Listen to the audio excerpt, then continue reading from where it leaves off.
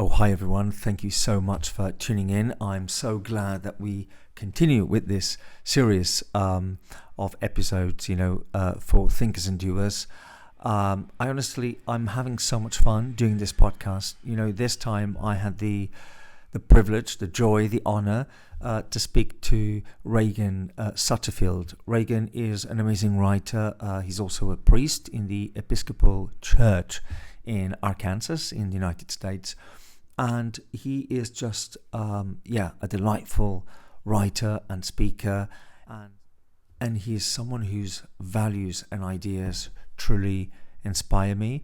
I hope you will be equally inspired when you hear him speak. So without further ado, Thinkers and Doers with Ragan Sutterfield. Thank you for tuning in. Cheers. Bye.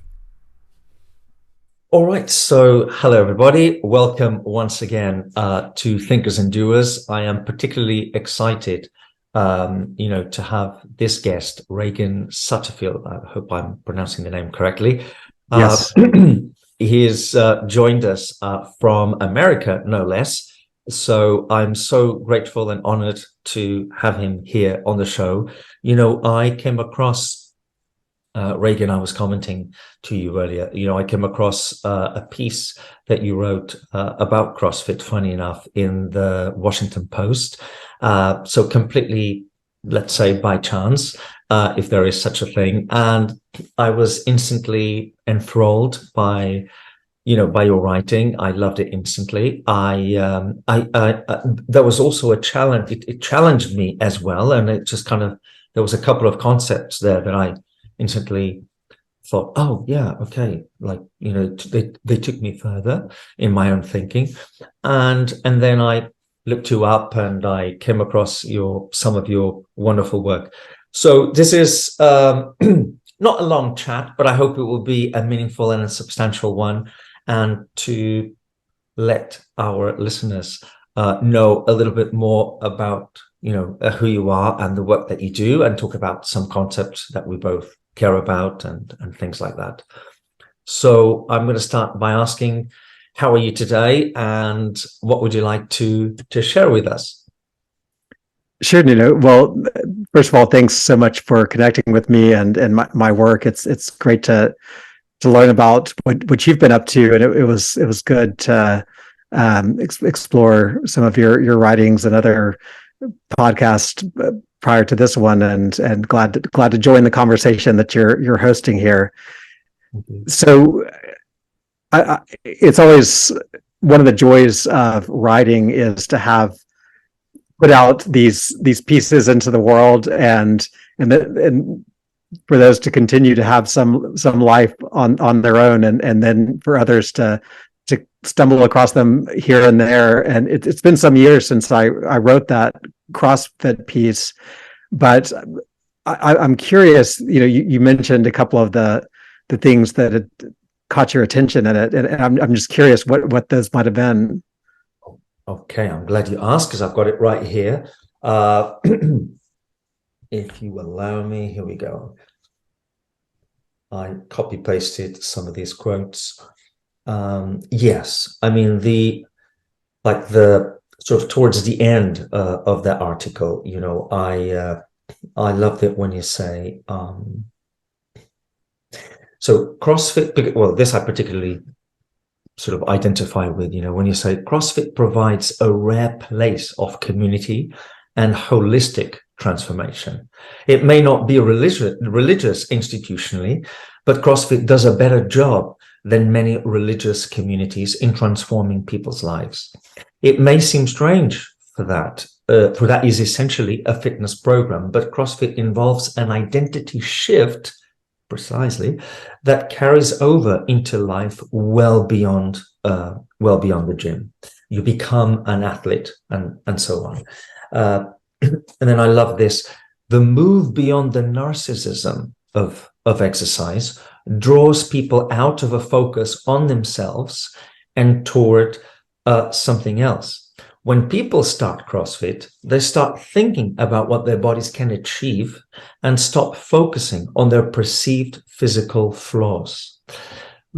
This is so true. And, I actually think that those of us, because I think it would be, let's say, easy to, or very common to expect that, a lot of people want to look good, basically, and they would join the a CrossFit box, perhaps in the same spirit that they would join a gym initially.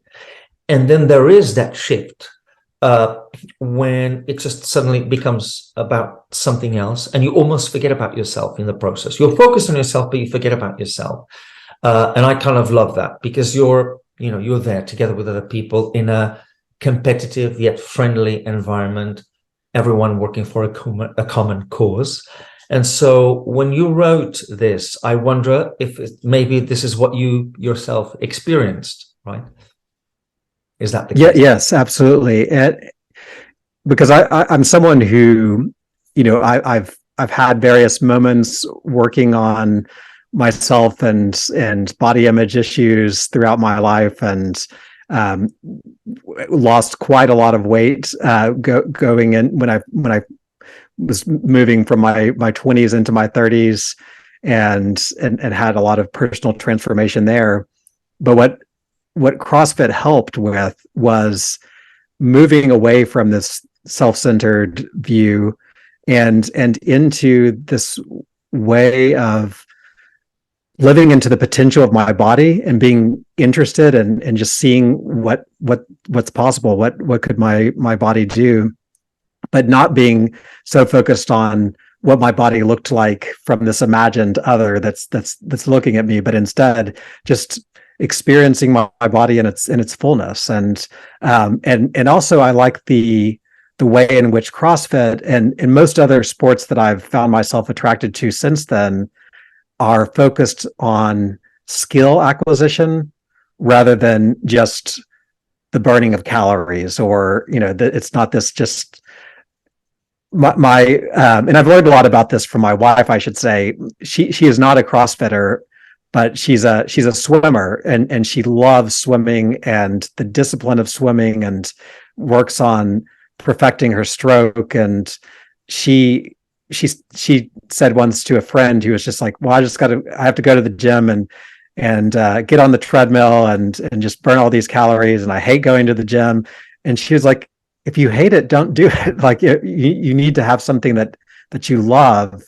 And because only when you have something that you love will you continue to go back and actually find transformation through it. And so for me, CrossFit was one of the first things that really clicked in that way. And as I mentioned, I don't do so much CrossFit now. I still keep up with kettlebells and a lot of the principles in my athletic training, but rock climbing is now where I've put a lot of my the available time for physical activities, and that's something that very much like CrossFit. It's this fun atmosphere that's focused on this external problem, and it's not about you're burning calories or anything. It's just about enjoying the process and gaining skills, and it's in that kind of friendly collegial environment where everyone's supporting one another, and so those kinds of atmospheres are certainly a safe haven in a world that's all too focused on just the in and out of calories. Exactly. So for you, I would imagine it's been a process, right? Like maybe you, oops, hello? Yes. Can you hear me? Oh, sorry. I don't know what happened here, but okay. I lost you there for a moment. So yes, it's been a process, right? I'm wondering if perhaps you even use some of the skills that you have learned in CrossFit then now in rock climbing, even, for example. Absolutely. Yeah. Yes, there's a lot of several CrossFitters are also at the rock climbing gym, and several people at the rock climbing gym go to the CrossFit box, and so it's exactly. There's an intersection there. And then, so this is basically what I easily identified with. And then just after this, in your piece, the bit that then challenged me a little bit more was in a good way, was I'm not sure CrossFit has much to offer us in our deepest brokenness. And of course, that is more than one should expect from a workout, however transformative. CrossFit is not a religion after all. And then I love this bit here. At church, you have the lost, the lost, the last, and the lonely. Bosweber says, these are broken people, not the shiny, high-functioning people at CrossFit. We are all both broken sinners and aspiring saints. Love that sentence. And the church, for all its faults, does better than any other organization at encompassing both sides of ourselves and drawing us not only to self-transcendence, but to true transcendence. And then you go on. But just before I keep reading yourself back to you, what challenges me here is, the shiny, high-functioning people that you see at CrossFit, that is the appearance, that is the surface. Beneath, who knows, right? Right. Yeah, exactly. You have broken people there too. Like, they might not look it. Absolutely. But and they are mending part of that brokenness.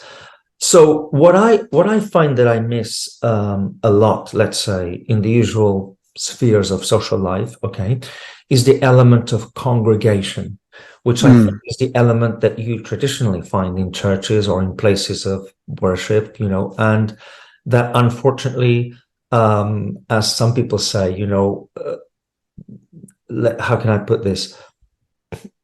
In the process of becoming more individualistic or more or less supportive, let's say, of organized religion and so on, people kind of threw out the baby with the bathwater, and they decided, oh, we don't need congregation anymore, or we don't need worship, or we don't need God even, which is obviously, well, there's so much there anyway to talk about.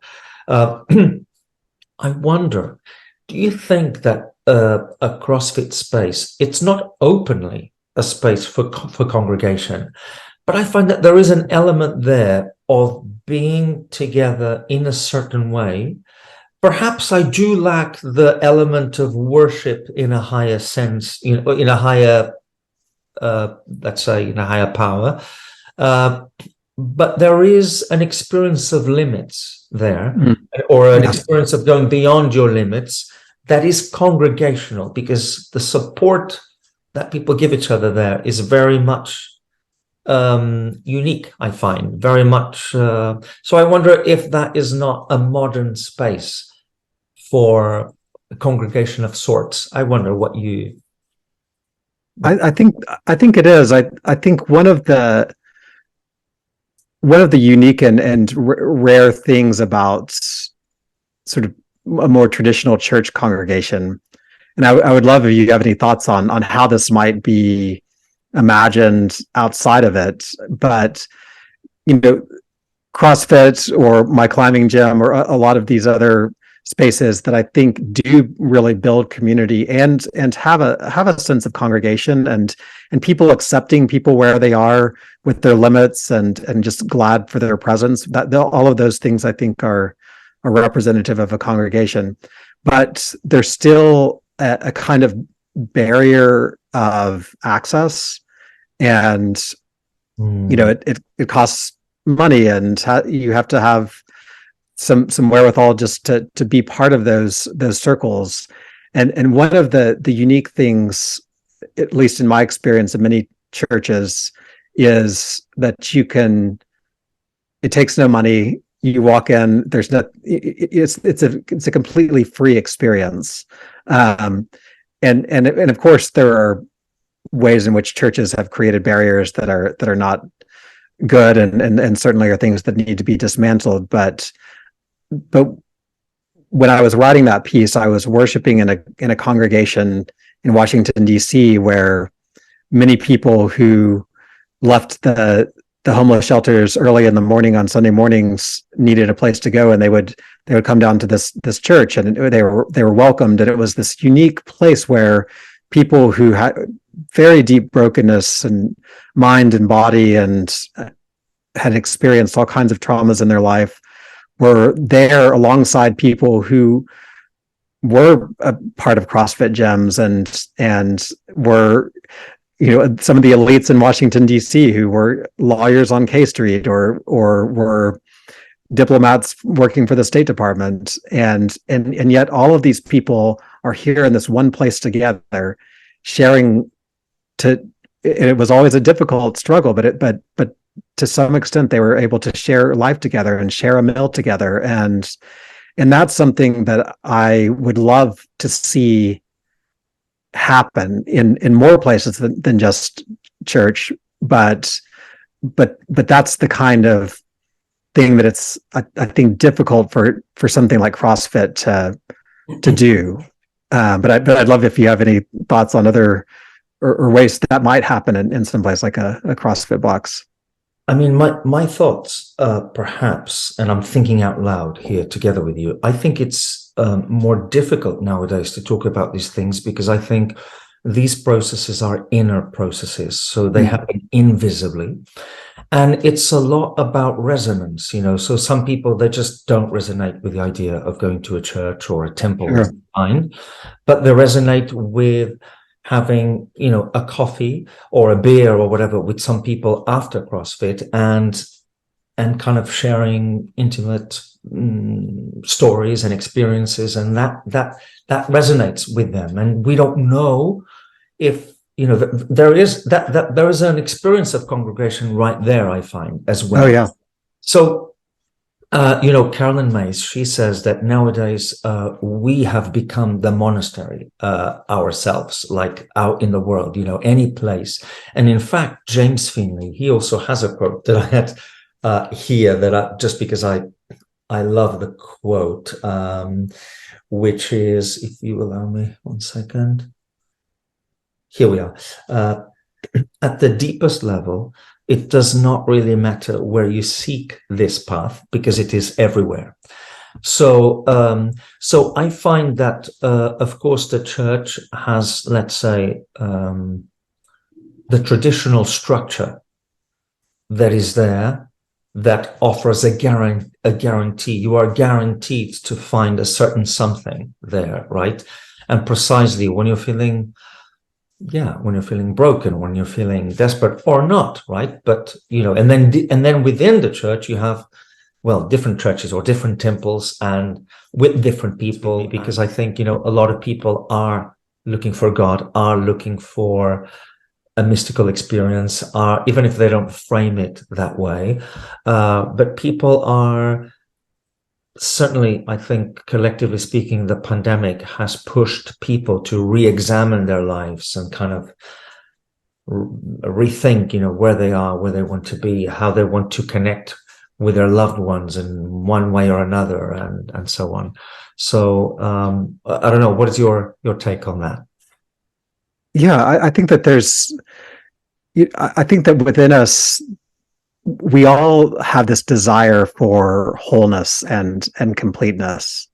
And I think earlier you mentioned, it may have been when we were talking before recording, but this idea of saints and holiness.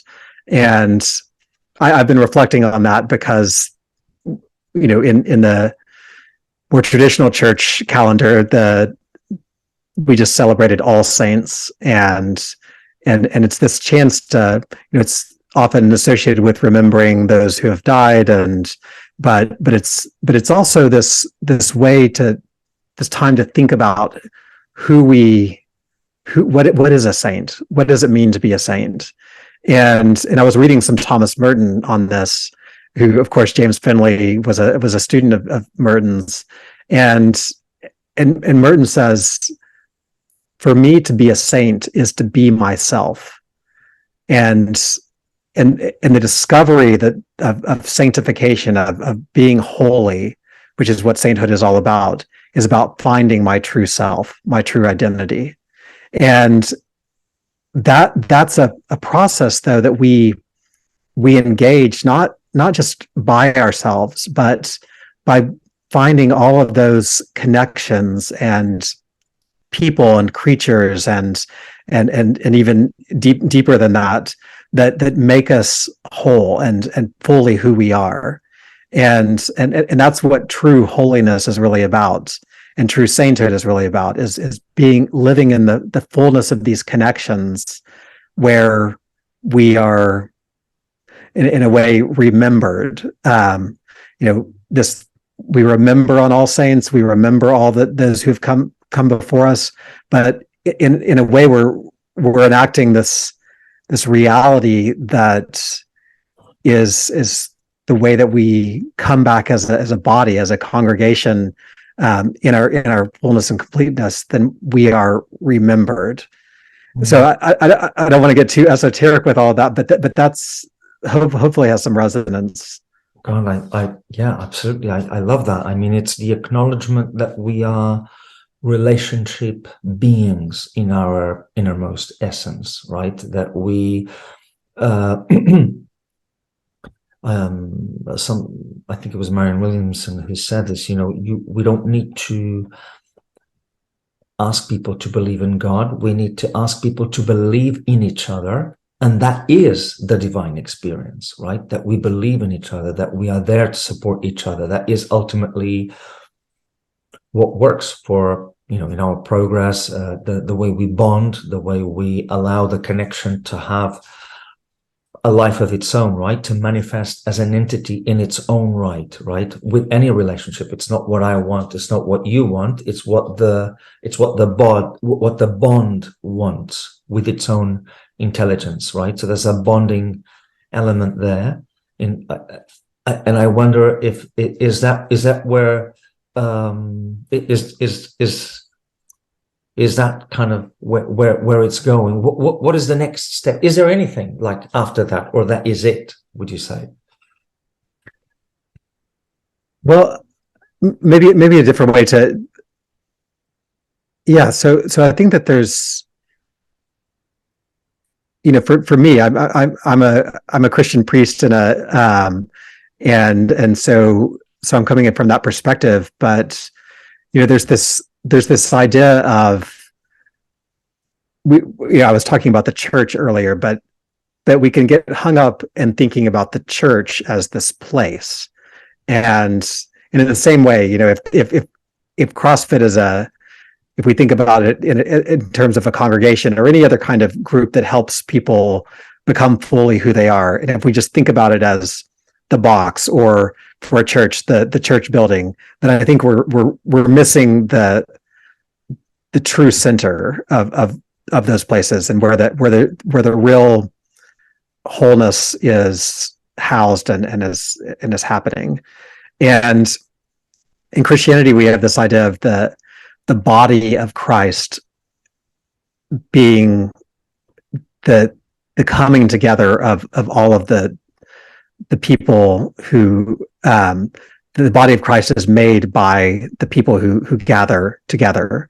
And so to be a part of that is to be the sort of physical manifestation of Christ on earth now. And there's something that's hard to grasp, but there's a way in which in doing that, we are manifesting the divine reality in the world now. And it gives us this call to live in a new and different way. Mm-hmm. Absolutely. It's like, I'm thinking, because it's very profound. When you say live in a different way, right? Does that means living aware of other people's suffering, for example, right? Yeah. Yes. Absolutely. So, and this is, it's interesting dynamic of the horizontal and the vertical. So we think of the divine as something where it's a reality that's outside of the world, outside of this earth, that is manifest here, but also transcends it. But at the same time, there's this horizontal plane, and Jesus was someone who pointed to, if you want to go worship God, then you better get right with your neighbor. If you want to serve me, then you do that by caring for those who are hungry, or giving water to those who are thirsty, or visiting those who are in prison. And that's how you do it. That's how you relate to the transcendental, is by relating to those who are sharing this world with you on the horizontal realm. Mhm. And so it's kind of like that quote that you gave from Marianne Williamson. Yeah. And, that also reminds me of another kind of quote, a question. Well, the writer, Israeli writer, Yuval Noah Harari, who wrote Sapiens and other books, he said, the essential human question is not so much where are we from or where are we going, but how can we alleviate human suffering? So I love that, that question is actually a question of everybody, whether it is framed in a religious context or in a secular context. It doesn't matter so much, right? Even though it is a religious question anyway, regardless of whether it is framed as such or not. Perhaps that's what now, what is, certainly sometimes I say this to my friends, it's certainly a question that haunts me. I think, well, I've been very lucky to be free in many ways. And I keep asking myself, okay, what have I done so far with my freedom? What good has it served, right? How did other people benefit? What can I do more by way? Because I think that is still, that's going to be the let's say the big question when our time comes, and we go into another dimension, right? What have we done? How would yes, I know that you do some amazing work, right? In terms of perhaps somewhere where we can start, in terms of experiencing our freedom and making it useful for other people's benefit and so on. We can develop some creative practices, not just around community, but also around, let's say, farming, for example, right? The earth, the soil. I know that this is it's a core part of your work as well, right? Your relation, the way we relate to nature, the way we start to understand that nature is not separate, that we are part of nature, right? Tell me a little bit more about that and your work in that field. Sure. Well, so I'm really drawn. Well, first of all, I think that it's so important for us to recover our sense of givenness, that our lives are given, and that's the way that a writer, Wendell Berry, that I really admire and have learned a lot from, talks about it. He says we live given lives in the given world, and so we're part of this gift economy, which is all about not holding on to things and possessing them, but joining in this great sharing of the whole of creation. And that's when we're invited into that, and we participate, we begin to see our relationship with other creatures in new and different ways. And so one way that shows up for me is finding an area where I can really pay attention to the just one part of creation, because I like the idea of icons, and icons, in my understanding, are a way that we have an image that we look at, and then it opens our imaginations and our seeing beyond that image, so that we can see behind it into something more. And for me, I'm a bird watcher, so I love going out and looking at birds. And when I do that, then I am seeing these birds that are in front of me, but I'm actually seeing a window into something much greater into a larger whole of creation that in my own finite self I can't really grasp most of the time, but I know that I'm getting this little glimpse into something grander just when I'm out watching birds. And in the same way, soil, paying attention to the soil, is something that has been a practice of mine over the last decade or so. But and learning about what's going on in the soil, what helps life to flourish there, and all of the different organisms that most of us will never see and we can't see, but I know are present there, and I know are integral to the health and wholeness of our planet. And so doing the things and actions that will help them to thrive. And so that's been an important practice for me. And so I've written on some of these topics on a little pamphlet that I wrote several years ago called "Farming as a Spiritual Discipline." It's part of the way that we can move into those kinds of practices. Would you say that farming as a spiritual discipline should be a conscious endeavor, or would you find that the practice itself gives you that spiritual dimension, even if you're not necessarily framing it in like that?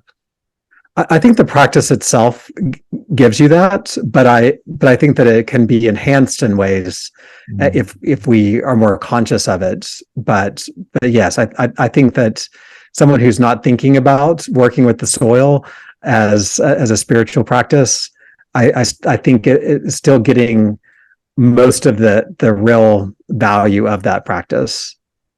Okay. So I would ask you, would you like to share with us some of or read some passages from that work that you're doing? Sure. So right now I'm working on a book called it's not to the publisher yet, so the title may change, but "The Art of Being a Creature" is the Meditations on Humus and Humility is the subtitle. But it's so in that book, I'm reflecting on our fear of death and the ways that we so often separate ourselves from the flows of life and death, and we want to separate our bodies from decay, and we're afraid of being part of these natural processes. And so in one of the meditations, it's very short, but I sort of imagine what I would, if I were to write my last wishes, what those might be. And so I thought maybe that would be a short piece just to offer. If that would be wonderful. Okay. I'm all ears. That would be all right. Well, so this is one of the meditations from the coming book called Last Wishes. When I die, leave me be. My body has all that it needs for its return. Enzymes in my liver and pancreas will let go and begin their work, digesting my flesh as they once digested food. Leave me as naked as you like. Wrap me in a cloth or put me in a basket woven from the branches of the black willows that grow beside the river, where yellow warblers sing their sweet, sweet, sweet in the spring. There will be a feast, I'm sure.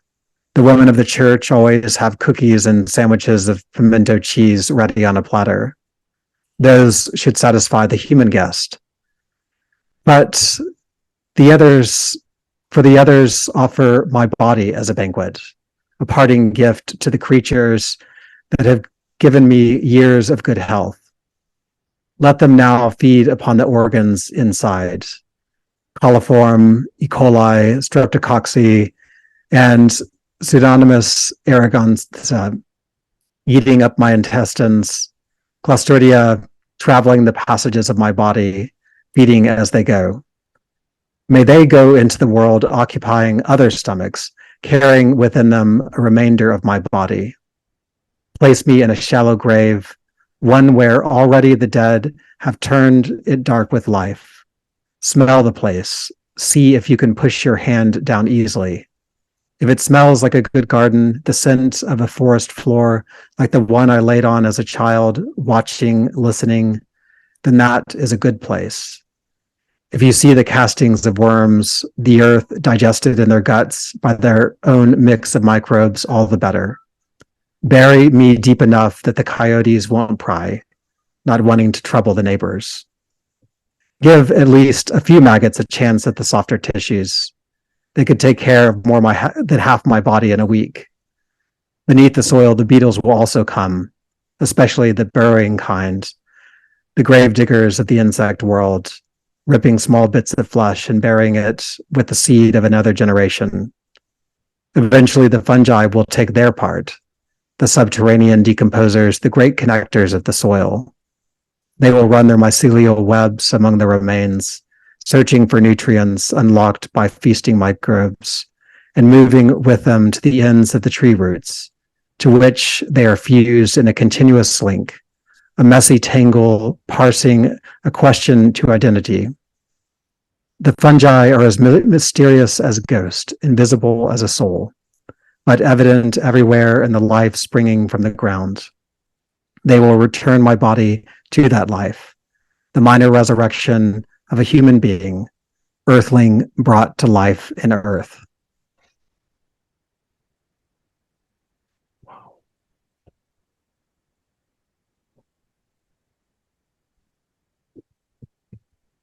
Wow.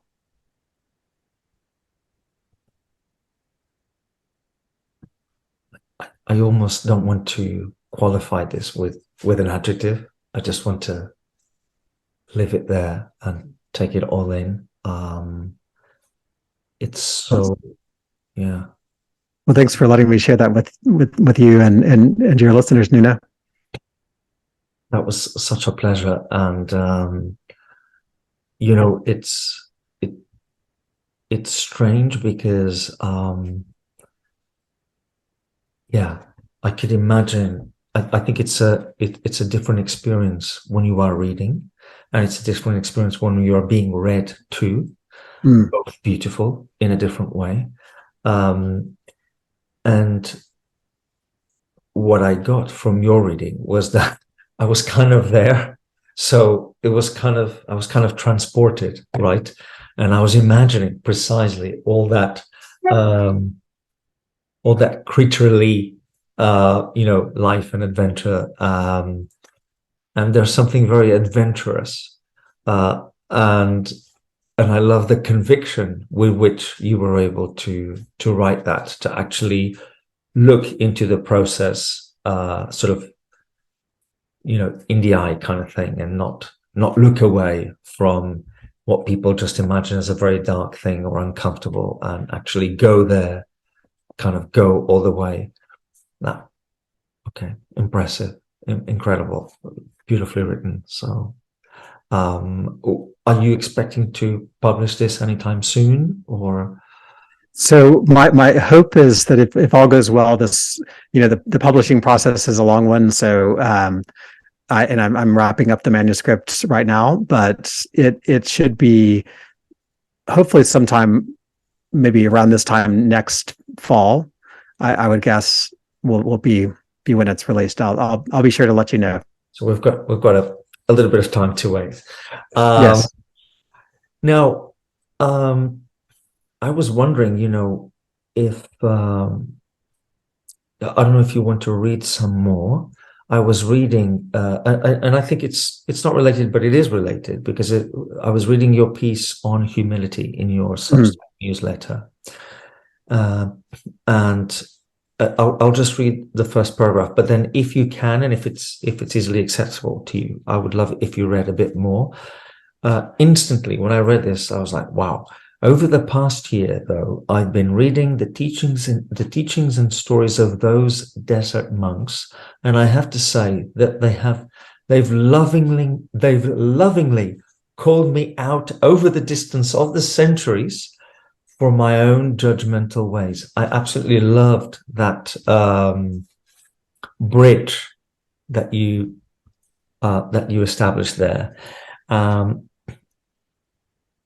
Would you like to read a little bit from that piece, and maybe then we can kind of correlate the two? Sure. Let me. So I'll just maybe as I'm looking for maybe a good place to jump in. I'll say that this piece was a reflection on this parable where there's two people praying in the temple, and Jesus points his disciples to imagine this person who's an outcast, someone who's a tax collector, who's kind of despised by the people for working, colluding with the Roman Empire against his own people, and then a Pharisee who's someone who's an upstanding kind of citizen and very religious, and so but the Pharisee is self-satisfied, and the tax collector knows that he's in need of mercy, that he's in need of wholeness, and the Pharisee thinks that he's complete in himself. So sort of going back to our earlier conversation, so that the desert fathers and mothers who are in the 3rd and 4th centuries of Christianity, they were very interested in this story because it spoke to them. And so I'll pick up just a little bit farther down in that piece. What this story did for the monks was instill in them a sense of humility and mercy.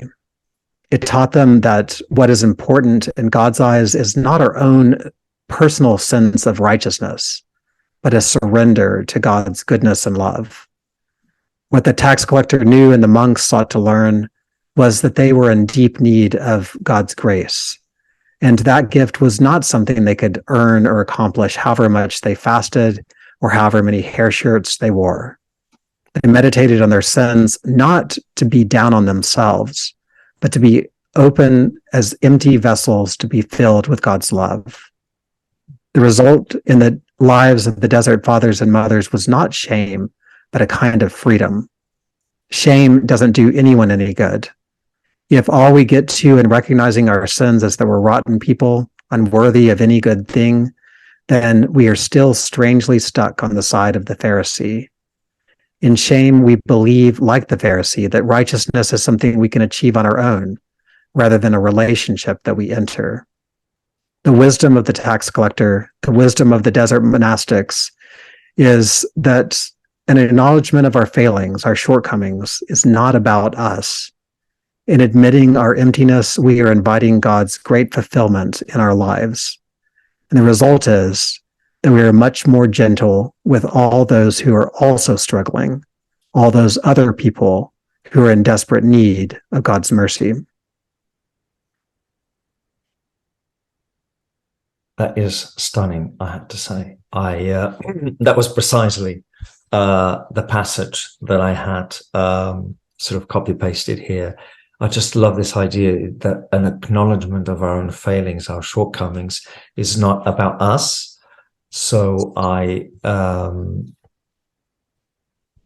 so there's like nothing of self-pity there. There's none of that, but allowing that. How I mean, it's beautiful to read, right? How can we practice this? What simple, I don't want to call it a tip, but is there anything that you would like to leave our listeners with in terms of this practice of humility? There's a grandeur there, right? There's a certain freedom there. How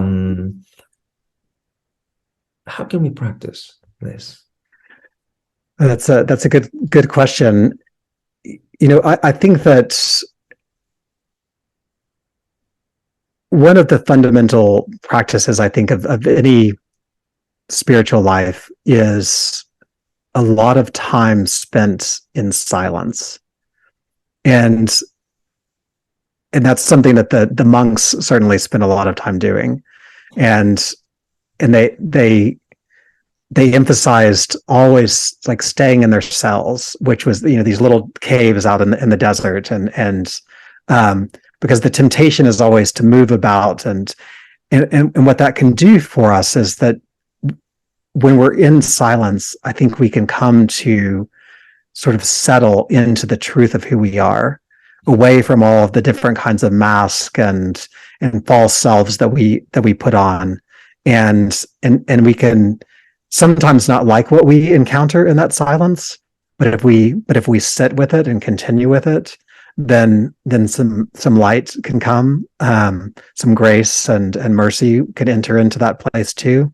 But it's like a, I like to think of the image of water. When I was a kid, we lived near a muddy pond, and we would sometimes get it all stirred up when we were traipsing around. And you couldn't see anything at the bottom.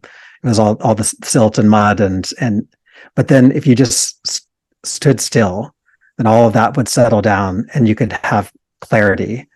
And Bernard of Clairvaux, one of the great Christian teachers on humility, said that humility is living in the truth. And what true humility is about, it's not being down on ourselves or anything like that. It's really just living in the truth of who we are. And so that's something that I think silence can do a lot to help us to move toward. So that if there's no other practice, then spend 20 minutes a day just sitting in silence, and that will go a long way. One of the reasons I ask, and perhaps we can sort of start closing, wrapping up on this one, because I think it seems to come in full circle. One of the reasons I asked this is because I actually think it's a difficult thing to do, to stay in silence if you don't cultivate that intentionally. Because also when you do it initially, as you said, you might find the things that you don't necessarily like, all the thoughts, all the stuff that necessarily comes up that has to bubble to the surface, and that you have to release it. But a lot of people, they see that and they're like, oh, okay. And then, and that's perhaps, maybe it's the mistake, or maybe it is the way for some people. In that way, I find that CrossFit, for example, is not a replacement for that encounter that you need to have with your soul, basically. That's what it is. Certainly, it can be a therapeutic practice that once the body is exhausted and you are aligned and have put the body to uses of humility as well, because I think CrossFit gives you that in a very physical way, then maybe you can go more receptive into that silence and be more willing and more at peace with whatever you find, and actually kind of see the light in the process itself. But I think it's difficult because, we live in a world where we are constantly, let's say, stimulated and bombarded with stimulation from everywhere, right? So, and if we don't have an intentional practice of that kind, we are also bombarded with thoughts that are not our own, but are kind of like free floating in the air somehow. Carolyn Myss calls them free radicals, that, in a sense, yeah, we might have some stupid thoughts that are not even our own, but maybe they're just kind of somehow circulating, and, so to pierce through that, or at least allow that to come, and to then release that silence, breath work, awareness, and allowing God in, whatever that means to you, right? Experiment with that, be playful with that. For me, it's actually a very playful and loving, joyful experience. It's not a serious thing. And in that sense, it's very organic. And earlier on, we were talking about, and that was actually something I wanted to touch on, even though we don't have a lot of time. There is prayer and there is prayer. There are sort of set prayers that you have, right? Jesus, Mary, all of those prayers. But there is also organic prayer where you talk to God, and there's that kind of direct communication. And maybe that can be one of those moments where you talk or you listen, right? So there's I think that most of us probably spend more time just in our day-to-day interactions offering little organic prayers and, this conversation with the divine. And, but the set prayers are important too, because they sometimes can open us to things that we wouldn't say on our own. I one of my big influences is Simone Weil. She was a French mystic, and she spent her life meditating on the Lord's Prayer. You don't get a more traditional set prayer than that, and she would just try to say each line in full concentration, a full attention, and she found that it had a transformative effect on her. And I think also sometimes set prayers give us permission to say things like the Psalms. They're filled with anger at God, anger at the world. Their despair. All of these things that sometimes we're not given permission to feel in our spiritual lives, but yet here are the most traditional prayers and the Christian and Jewish traditions that are giving voice to these very human emotions and permission, and that's another way that I think set prayers can be helpful. But we need it all. We need it all in our lives. Exactly, we need it all. I'm with you, and I just love the way you phrase all of this. And one of the ideas that I also love that you have in that piece is, well, as a conclusion of that passage that you were reading, is that there's humility invites an approach of gentleness rather than judgment. And I love that as well. You ease into the process. It doesn't have to be a very sort of hard, rigid thing. It's a dynamic process, and you ease into it. And the gentleness replaces the judgment. So it's actually a practice of, let's say, spiritual self-esteem, right? A very strong practice in that sense. I want to thank you so much for your time. Well, thank you, Nuno. This was the first time. I hope it was not the last, and I could talk to you for hours. So I want to say thank you so much for your work, and for coming along to Thinkers and Doers. Thank you. Well, thank you so much. Really enjoyed the conversation. Thank you. All the very best. And to our listeners, we will catch up at the next episode. But in the meantime, enjoy this one. This was one of a kind. Thank you so much. Thank you.